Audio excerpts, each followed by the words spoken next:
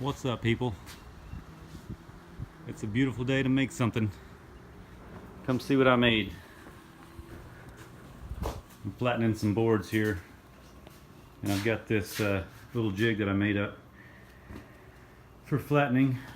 It's just a piece of plywood with a couple strips on the side to make it rigid, a couple blocks to hold your board in place, but I've got screws every foot on each end, and that's the trick here.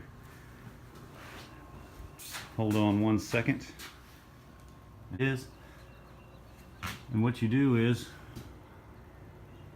wherever the space is, raise the screw up to support it. That way it won't rock back and forth. See how I've got it touching everywhere. Now when I run it through the planer, it'll be stable, and it'll be flat as the bottom. Let's try it out.